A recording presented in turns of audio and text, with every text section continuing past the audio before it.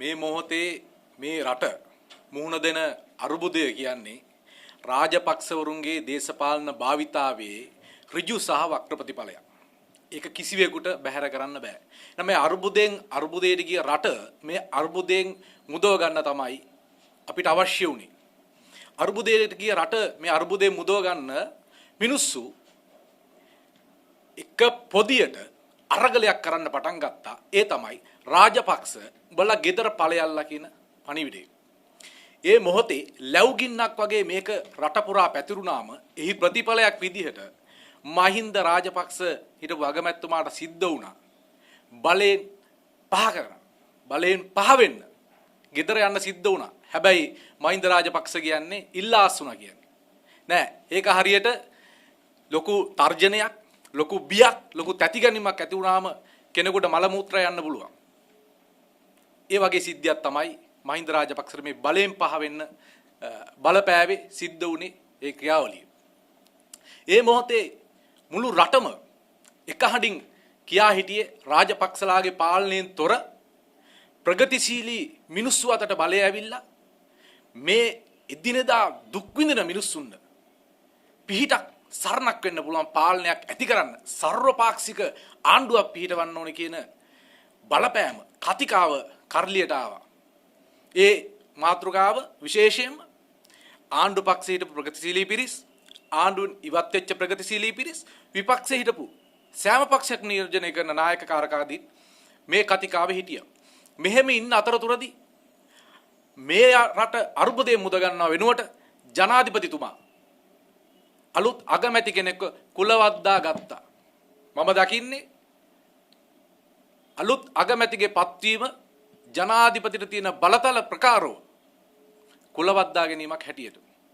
ඒ නිසා මේ අගමැති මේ ජනාධිපති මේ අරුබුදයට පිළියම් හොයනවා වෙනුවට අරුබුදයට ගියපු රාජපක්ෂ පවුල නැවත කොහොමද තමන්ගේ නැතිවෙච්ච බලය ස්ථාපිත කරගන්නේ කියන ඒ මහ කූප්‍රකට දේශපාලන ක්‍රියාවලිය වෙනුවෙන් තමන්ගේ සැලසුම් වෙනස් කරමින් පවතිනවා දිනෙන් දින කියන එක අපිට පේනවා. ඒක එකක් තමයි බැසිල් රාජපක්ෂ මේ බලයෙන් ඉවත් වෙන්නේ.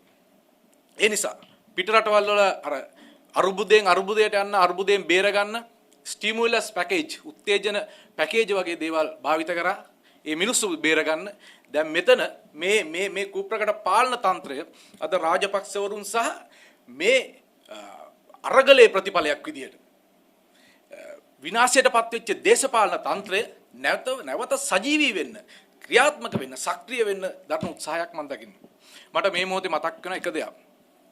ඒක තමයි මේ පංචතන්ත්‍රයේ සඳහන් කරලා තියෙනවා ලැබුගින්නක් ඇති වූ කල මහා වෘක්ෂවල කඳන් දැවි අලු වී ගොස් විනාශ වෙනවා කියලා.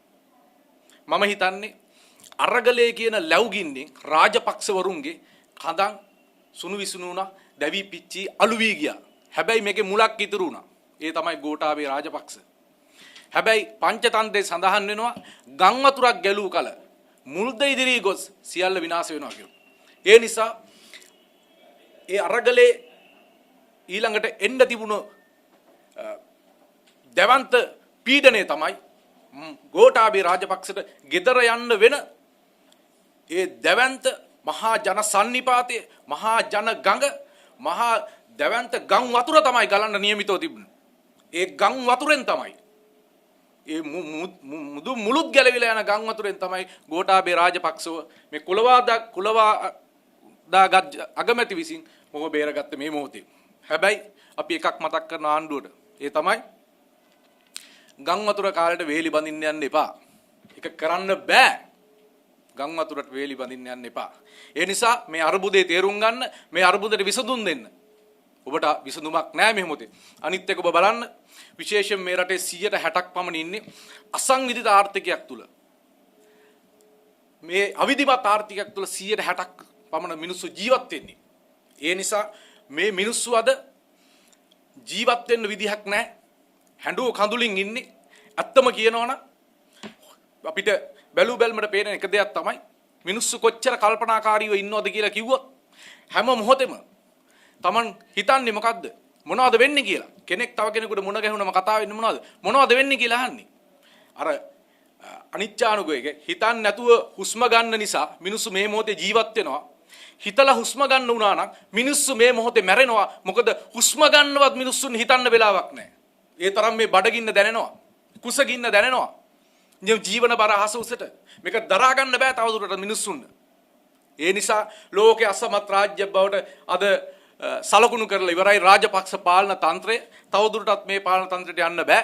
ජාතික විද්වත් සභාව වගේ මේ සිවිල් සංවිධාන මෙහි මොහොතේ පෙරමුණ අරන් දිනවා. අනිත් කාරණේ තමයි මේ වගේ අර්බුදයක් ආවම පාලන තන්ත්‍රය දැනගන්න ඕන ආර්ථික විශේෂඥයන්ගේ ආර්ථික විශ්ලේෂකයන්ගේ මේ අර්බුද විසඳන්න පුළුවන් දැනුම තියෙන පරිචයක් තියෙන මිනිස්සු සහභාගී කරගන්නව වෙනුවට අද කූප්‍රකට ව්‍යාපාරිකයන් මේ පාලන තන්ත්‍රේ බාර දෙනවා. කොරෝනා ආපු දවසේ ඉඳලා මේ දක්වා ව්‍යාපාර කඩා වැටිද්දි කඩා වැටෙන ආර්ථිකයක් තුල රාජ්‍ය තන්ත්‍රයේ සහභාගීත්වය සහ උදව් උපකාර ඇතුව මහා ධනස්කන්ධයක් එකතු කරගත්තු කූප්‍රකට ව්‍යාපාරිකයන් අද පාර්ලිමේන්තුවට ගෙනලා මැති ඇමතිකම් ලබා දෙනවා. ඒ නිසා අද මිනිස්සු කතා කරනවා ඇයි ජනාධිපතිවරණ තියන්නේ ඇයි මහා මැතිවරණ තියන්නේ කියලා. මොකද ජනමතයට පයින් ගහනවා.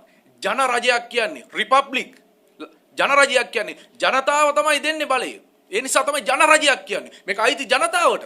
හැබැයි ජනතාවගේ අද මතය 69 ලක්ෂෙත් 55 ලක්ෂෙත් 3-4 ලක්ෂෙත් අද ජනමතයේ මංකොල්ල කන අමුමුයි. මෙහෙම කරන්න අයිතියක් නැහැ. රටේ ජනාධිපතිටවත් අගමැති කෙනෙකුටවත් කිසිම කෙනෙකුට මෙහෙම කරන්න අයිතියක් නැහැ.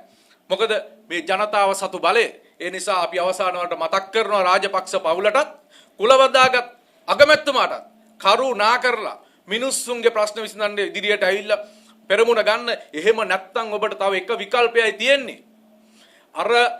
අරගලේ ලැබුගින්න දෙගුණ තෙගුණ වෙලා මහා ජන ගඟක් බවට පත්වලා මේ රට විනාශ වෙන තත්ත්වයට ඇද යන්න එපා. අනිත් එක අර කතාවක් තියෙනවා ඌරෝ කැකුණ තලද්දි රබන් කුකුලන්ට හබන් කුකුලන්ට රජ මගුල් කියලා. ඒ වගේ අද ආදරණීය අපේ රටවැසියන්ට මතක් කරනවා ඔබ බොහොම සංවේදී වෙන්න ඔබ බොහොම විමසිල්ලෙන් ඉන්න. ඒ තමයි අද පෙට්‍රල් පෝලිං වල වෙනත් තැන්වලදී අපි කවදාවත් බලාපොරොත්තු නොවන විදිහේ ගැටුම් ඇති වෙනවා. පොලිසිය සහ හමුදාව අතර ගැටුම් ඇති වෙනවා. සිවිල් මිනිස්සුව සහ හමුදාව අතර පොලිසිය අතර ගැටුම් ඇති වෙනවා. සිවිල් මිනිස්සු අතර ගැටුම් ඇති වෙනවා. මේ ගැටුම් වල අවසාන ඵලය නෙලාගන්නේ ආණ්ඩුව. අද ඒ තත්ත්වෙට මේ රට අරාජික කරනවා හිතාමතාම. අද පාතාල කණ්ඩායම් හිස ඔසවනවා කියලා. අද පෙට්‍රල් සෙට් එකකට මිනිස්සුන්ට යන්න තරම් අයිතියක් නැති වෙලා තියෙනවා. ඒ තිබුණු නිදහස නැති වෙලා තියෙනවා. ඒ නිසා මේ ගැන විමසිල්ලෙන් ඉන්න ඕනේ. රටේ පුරවැසියෝ විදියට මේ රාජ්‍ය තන්ත්‍රයේ මෙහෙවන කූප්‍රකට ව්‍යාපාරිකයෝ සහ මේ කූප්‍රකට පාලන පැලැන්තියට අවශ්‍ය වෙන මේ රට මෙහෙවන්න අපිට ඉඩ දෙන්න බෑ. ඒ නිසා මේ මොහොතේ තවත් අවස්ථාවක් තියෙනවා. ප්‍රගතිශීලී මිනිස්සු අතර මේ බලය හුමාරුවක් කළ යුතුයි. එහෙම නැත්නම් මහා මැතිවරණයක් සඳහා යා යුතු පරිසරය ඔබ විසින් නිර්මාණය කරන්න. ඒ සඳහා අපි සියලු දෙනාගේම මං හිතනවා ආශිර්වාදය අවශ්‍ය උපකාරය අපි ලබා දෙන්න සූදානම් කියලා. ඒ නිසා අවසාන වලට මතක් කරනවා රාජපක්ෂලාට තවදුරටත් මේ මහ පොළොවේ දේශපාලනය කරන්න අයිතියක් නැහැ. සදාචාරම අයිතියක් නැහැ. මේ රට ඔබ විසින් විනාශ කරලා ඉවරයි. විනාශ කරපු රට ගොඩනගන්න අපිට අවස්ථාව ලබා දෙන්න කියන ඉල්ලීම කරමින් මම නියට එනවා. ස්තුතියි. පාට බැලලා ඉන්න ජනතාවට පොලිසිය පාල්නවා. මේක මානහිමිකම් මට කියනවා. මෙතන කරුණු දෙකක් තියෙනවා. එකක් පොලිසිය ඉන්නේ සාමාන්‍ය රටේ නීතිය සාමය සහ නීතිය ආරක්ෂා කරනවා. හැබැයි පොලිස් නිලධාරියෙක් ඉදිරියේ යම් ක්‍රියාවක් සිද්ධ වෙනවා නම් පොලිසියට උපදෙස් දීලා තියෙන්නේ, ඔවුන්ව පුහුණු කරලා දීලා තියෙන්නේ ඒ කඩ වෙන නීතියට සාපේක්ෂව ඒ මිනිස්සුන් එරෙහිව ක්‍රියාමාර්ග ගන්න. ඒක අපි පිළිගත යුතුයි. එහෙම නොවුනොත් රටක් පවත්වාගෙන යන්න බෑ. හැබැයි අනිත් ප්‍රශ්නේ තමයි මිනිස්සු ඒ ගැටුම් ඇති කරගන්නේ හෝ ගැටුම් ඇති වෙන නිර්මාණය වෙන්නේ මිනිස්සුන්ගේ වරදින් නෙවෙයි. මේ වරද කරන්නේ ආණ්ඩුව. මේ තත්ත්වය දැන් අද පෙට්‍රල් අද ප්‍රශ්නේ ගත්තොත් එහෙම හැම මිනිහම මහ පාරට දාලා තින්නේ. පෙට්‍රල් පෝලිං වල අද මිනිස්සු දුක් විඳිනවා. ආණ්ඩුවට බැරි වුණා අඩුම තරමේ මේ පෙට්‍රල් ඩීසල් මේ ඉන්ධන බෙදා හරින ක්‍රමවේදයක් හදන්න බැරි වුණා. අද උදාහරණයකට තව කාරණයක්. දැන් අපි අධ්‍යාපනය ගත්තත් ওই ප්‍රශ්නේ එනවා. කොරෝනා ආපු මුල් සමයේම අධ්‍යාපනය ඔන්ලයින් ක්‍රමය ඔස්සේ කරන්න පටන් ගත්තා. ඊට පස්සේ කොරෝනා ව්‍යසනයේ අඩු වුණාට පස්සේ නැවත පාසල් යන්න පටන් ගත්තා. නැවත මේ ඉන්ධන අර්බුදය ආවට පස්සේ නැවත මේ වගේ ව්‍යසනයක් පටන් ගත්තා. නමුත් මේ වෙනතෙක්වත් මේ එකකටවත් ආණ්ඩුවට විසඳුම් නැහැ. ඒක තමයි තියෙන ගැටලුව. ඒ නිසා අපි ප්‍රවේශම් වෙන්න ඕනේ. පොලිසිය සහ අපි අතර ගැටුමක් යනවා වෙනුවට පුළුවන් තරම් මේ ගැටුම් අවම කරගන්නත් මේ පීඩනය අපි ආණ්ඩුවට දෙන්න ඕනේ කියන කාරණේ තමයි මම විශ්වාස කරන්නේ.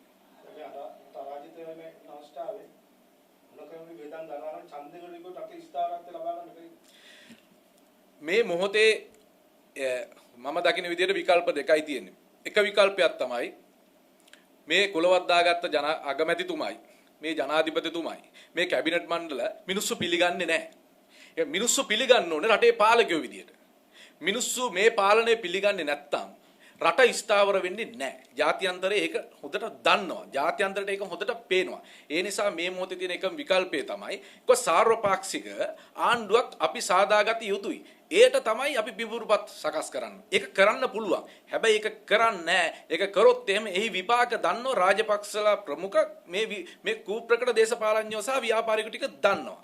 ඊළඟ විකල්පය තමයි අද රාජ්‍ය සේවකයෝ කියනවා අපිට වැටුප් අවශ්‍ය නැහැ. අපි සූදානම් මහා මැතිවරණයකට අවශ්‍ය සම්පත් දායකත්වයේ දෙන්න.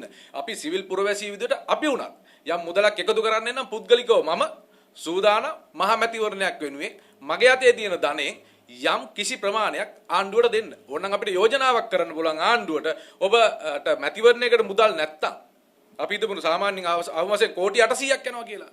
ඔබ එක අපි ව්‍යාපාරයක් පටන් ගමු. මුදල් එකතු කරලා දෙන්න. මං හිතනවා මිනිස්සු ඒකට බොහොම කැමැත්තෙන් දායක වෙයි කියලා. මොකද මේ වගේ ඩීසල් පෙට්‍රල් මේ පෝලිං වල මිනිස්සු දුක් විඳිනවා. රුපියල් 125ට 150ට ගත්ත පෙට්‍රල් බෝතලේ පෙට්‍රල් ලීටර එක අද රුපියල් 400ට 500ට ගන්න තත්ත්වයට පත් වෙලා තියෙන මිනිස්සු. මිනිස්සු දස ගණක් නිකන් මිනිස්සු මුදල් නාස්ති කරනවා. ඒ නිසා පුද්ගලිකව අපි මං හිතනවා ගොඩක් අය සූදානම් වෙයි. අවශ්‍ය නම් මුදල් එකතු කරලා දෙන්න පුළුවන් ආණ්ඩුවට. කිසි ගැටලුවක් නැහැ අපිට මහ මැතිවරණයට යන්න පුළුවන්. එහෙම ගියොත් නිසි ජනමතයේ ප්‍රකාශ වේ පාර්ලිමේන්තුව තුළ එහි ප්‍රතිඵලයක් විදිහට මම හිතනවා මේ ප්‍රශ්න निराකරණය කරගන්න අපිට අවස්ථාවක් ලැබෙයි කියලා. මෙතන කරුණු දෙකක් තියෙනවා. දැන් අපි මැතිවරණයකට යනකොට මේ මැතිවරණයේදී අපි කැමැත්ත උරගා බලනවා. මේක තමයි ඡන්දය කියන්නේ. මිනිස්සුන්ගේ කැමැත්ත මැතිවරණ නිදහස් සාධාරණ මැතිවරණ. එහිදී සාමාන්‍යයෙන් හැම පක්ෂයක්ම ඉදිරිපත් කරනවා දිස්ත්‍රික් මට්ටමින් තමන්ගේ අපේක්ෂකයෝ. ඊට අමතරව ජාතික ලැයිස්තුවෙන් අපේක්ෂකයෝ ඉදිරිපත් කරනවා. එතකොට තමන්ට ලැබෙන ඡන්ද ප්‍රතිශතයට සාපේක්ෂව ජාතික ලැයිස්තුවෙන් පත් කරන්න පුළුවන්. ඒක තමයි සාමාන්‍ය පිළිගත් සම්ප්‍රදාය.